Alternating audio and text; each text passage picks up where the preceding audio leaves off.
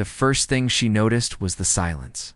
Not the peaceful kind, but the kind that follows screaming.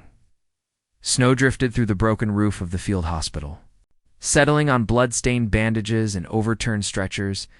Somewhere outside, artillery thundered again, closer this time. The walls shook. A lantern fell and shattered, plunging the room into half-dashed darkness. Dr. Alina. Weiss tightened her grip on a scalpel she no longer needed. The wounded men around her weren't soldiers anymore. They were bodies waiting for decisions who might live and who would not. Her hands were numb from cold and exhaustion. She hadn't slept in 3 days. Then the shouting began. Boots, dozens of them. A foreign language. Sharp commanding. The door burst open. Rifles filled the doorway. And in that moment, Alina understood something terrifying. She was no longer a doctor. She was a prisoner of war. But what happened after this moment inside the camp? Where she would disappear was never officially recorded, and there's a reason why. Alina. Weiss was not supposed to be there. Born in Vienna. Trained in surgery at a time when most women were barred from operating rooms. She had volunteered when war broke out, first in civilian hospitals, then closer and closer to the front. By 1943, the war had turned brutal and desperate. Front lines shifted weekly. Medical staff were reassigned overnight. Records were lost. People vanished. Alina was sent to a temporary field hospital near us. A collapsing front meant to last 2 weeks. It lasted 3 days. When enemy forces broke through, command units retreated. Supply trucks burned.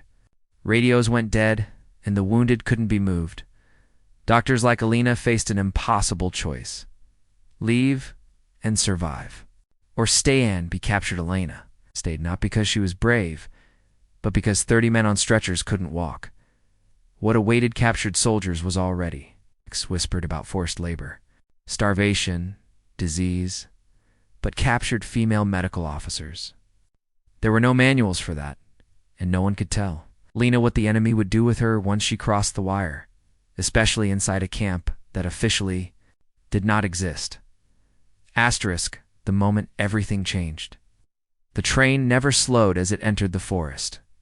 Metal wheels screamed against frozen rails, echoing through the trees like an alarm that never stopped ringing.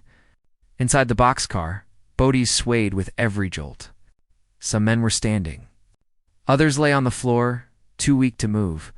Dr. Alina Weiss pressed herself against the wooden wall, clutching her medical bag, the last symbol of who she used to be.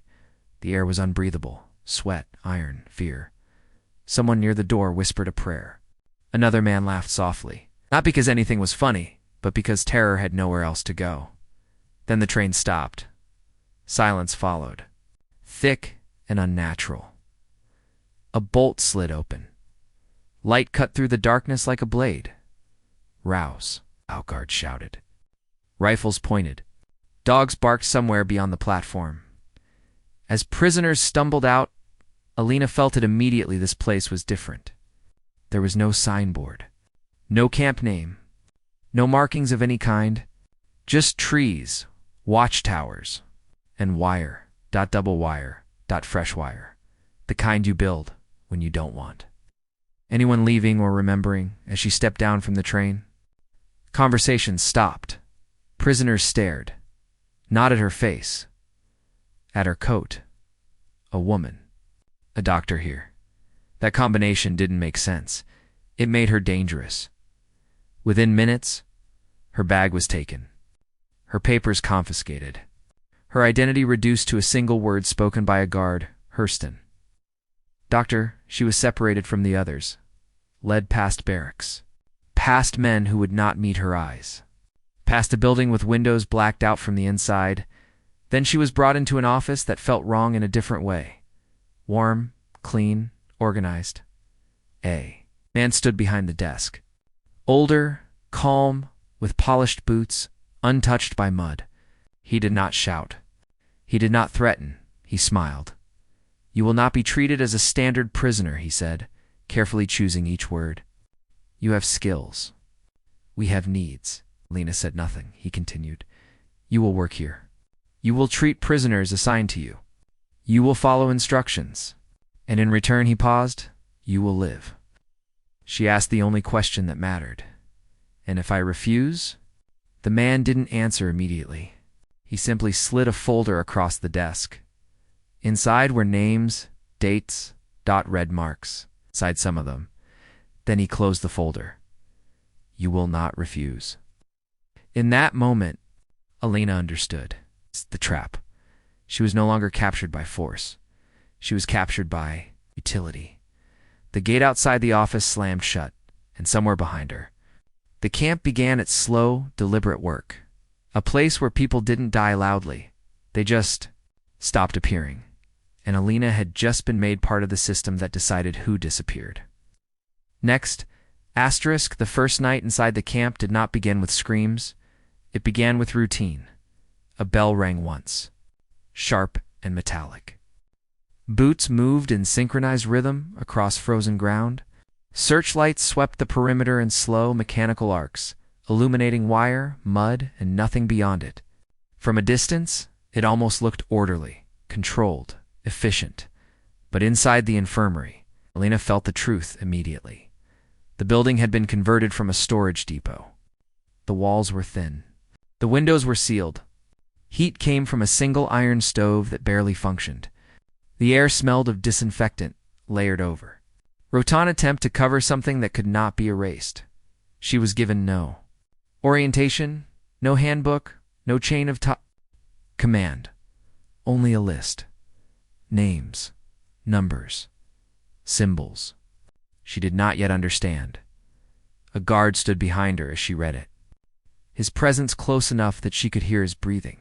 When she hesitated on the first name, he tapped the paper with a gloved finger. "Start," he said. The first patient was carried in on a door ripped from its hinges. He was young, younger than her brother had been. His eyes were open, unfocused, fixed on the ceiling, as if he were counting cracks that weren't there. His hands shook uncontrollably, not from pain alone, but from cold and fear. Alina examined him carefully, too carefully. Every instinct told her to slow down, to assess fully, to treat. But something else, something sharper told her that time worked differently here. She diagnosed what she could safely diagnose. She avoided what she could not. When she finished, the guard marked the paper beside the man's. Name, one symbol.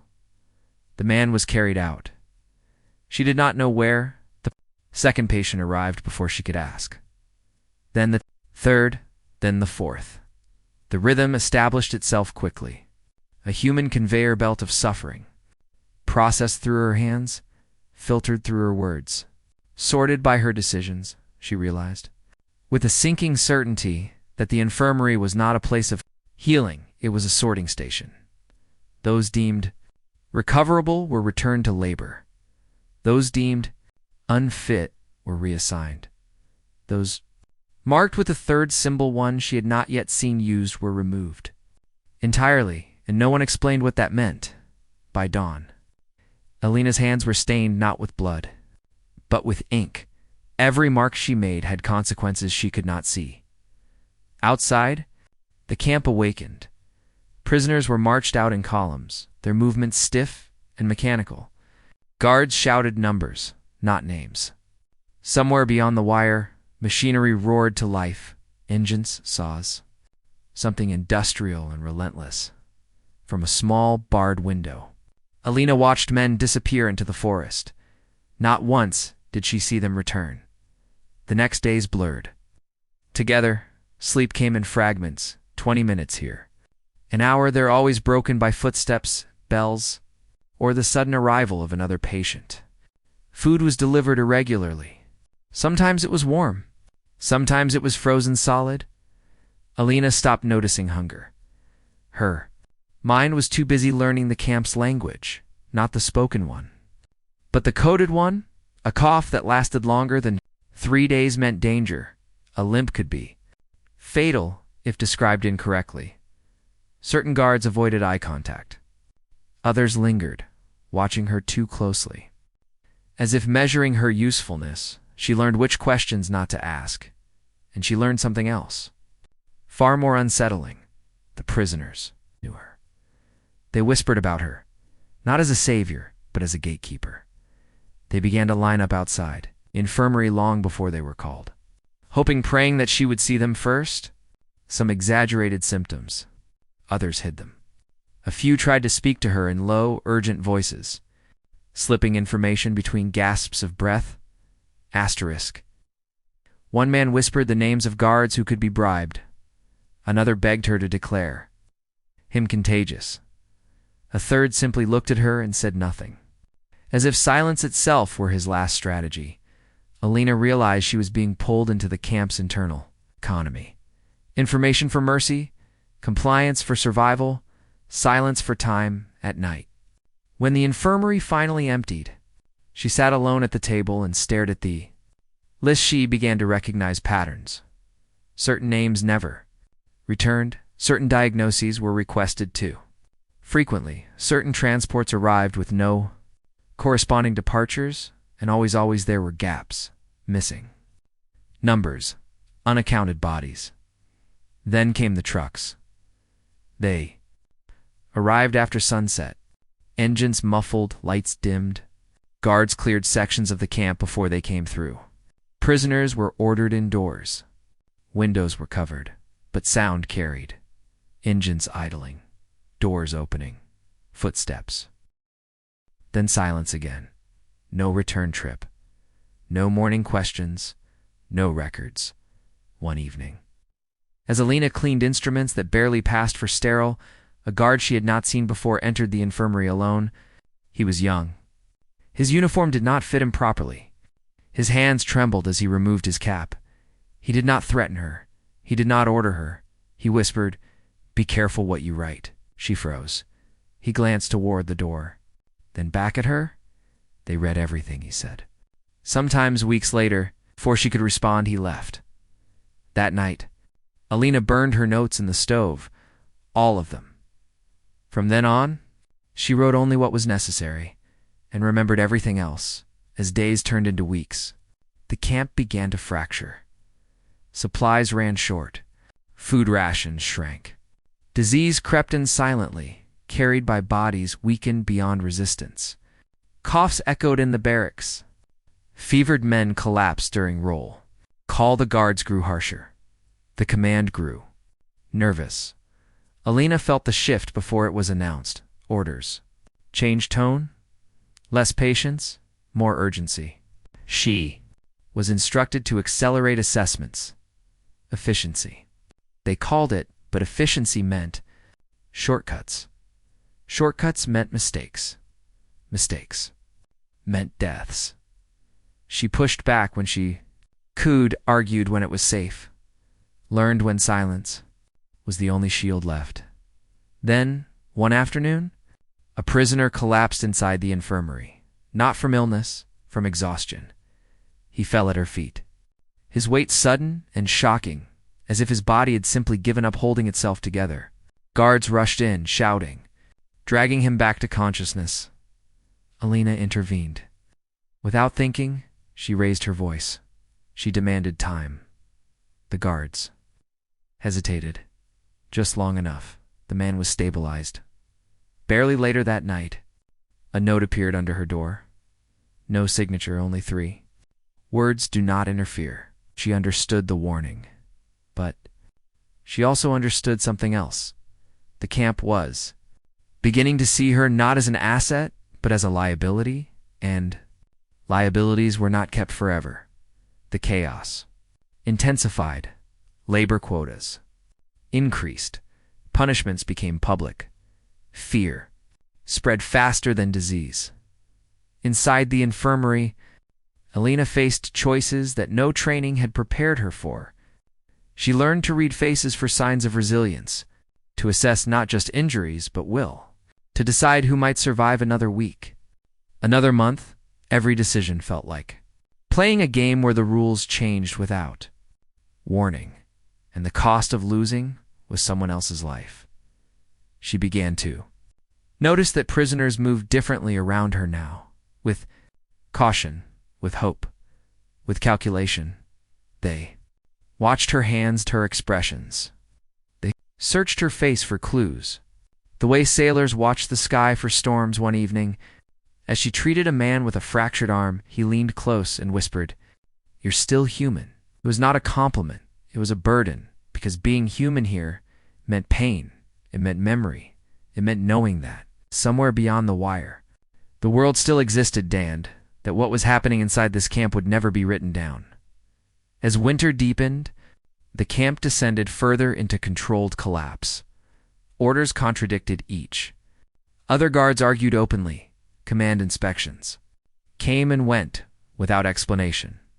Alina sensed that something larger was approaching. A reckoning, a shift, a breaking point she could not yet see, and she knew, with quiet certainty, that when it arrived, the camp would not protect her. She was too visible, too aware, too dangerous, and somewhere, in a file she would never see, her name was already being reconsidered, asterisk by midwinter.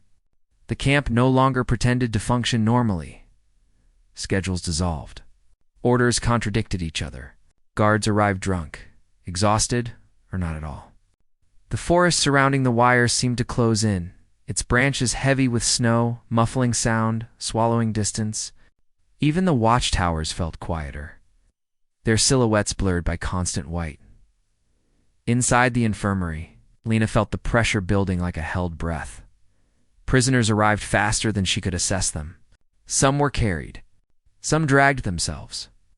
Others simply stood in the doorway, swaying, waiting for her eyes to meet theirs, waiting for permission to collapse. Disease had become the camp's new ruler.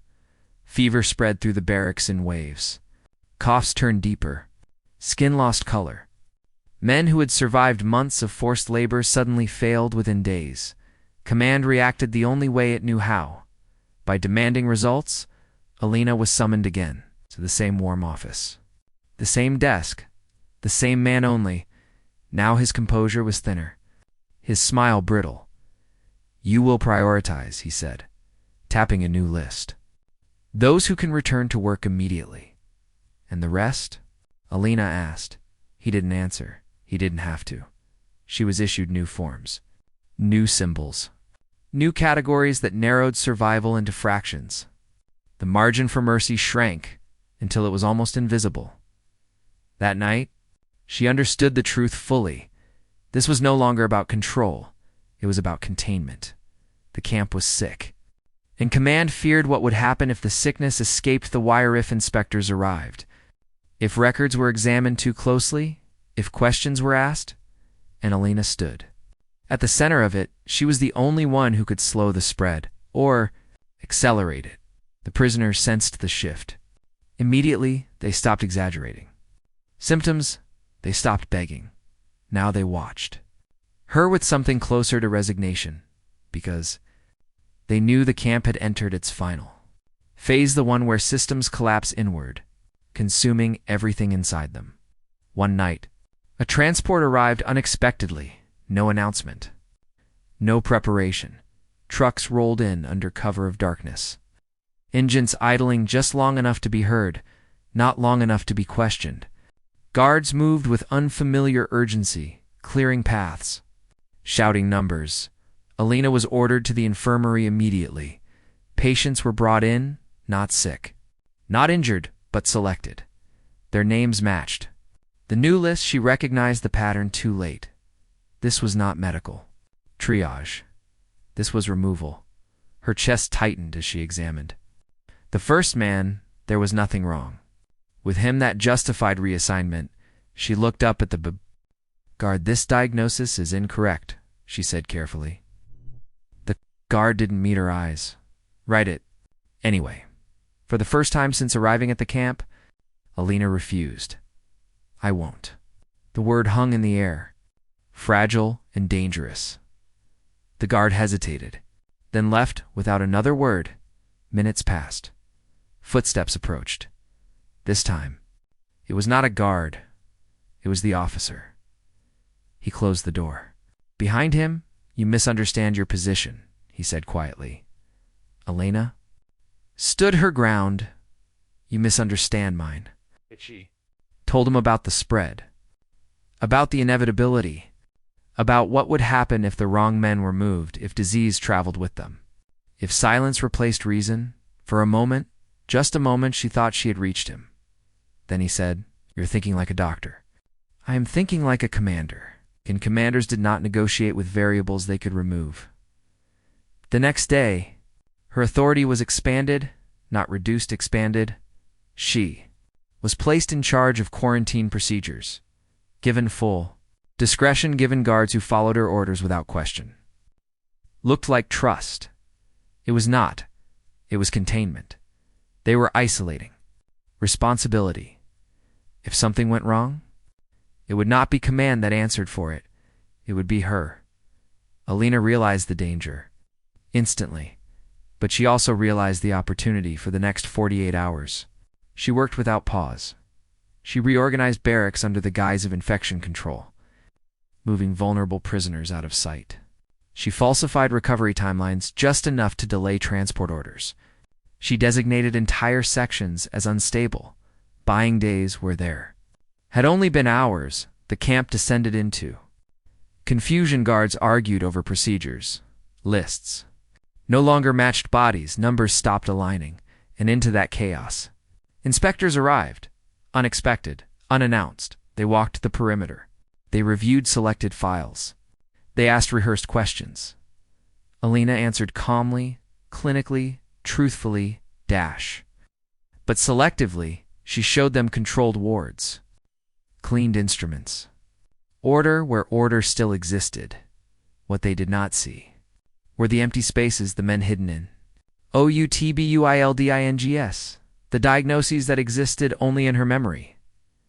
The quiet resistance, woven into every decision when the inspectors left.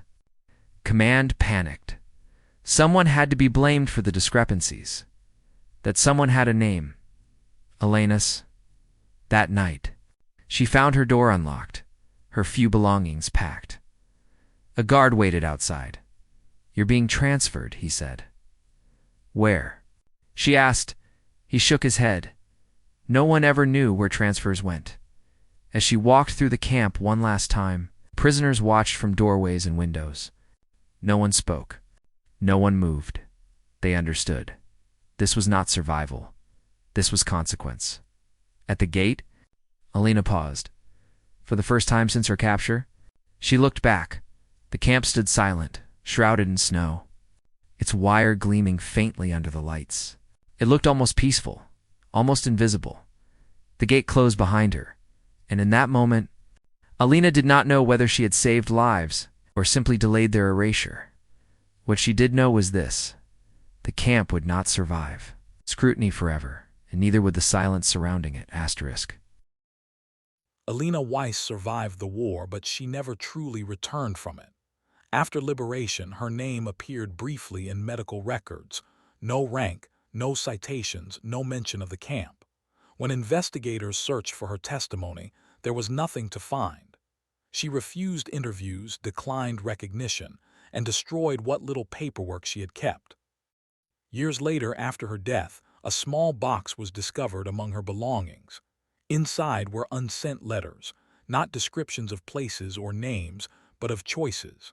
Pages filled with quiet questions about who gets to decide survival and what it costs to live with those decisions. One line appeared more than once: "Some truths protect the living by remaining unspoken." Historians eventually confirmed gaps: transport logs that ended abruptly, supply records without destinations, personnel files marked only as reassigned. Entire camps existed only as shadows in archives. No photographs, no official closures. Alina's silence was not forgetfulness. It was a final act of control in a system built to erase witnesses. And the most unsettling question remains: how many lives were saved by a woman history nearly erased? And how many camps like hers were never written down at all?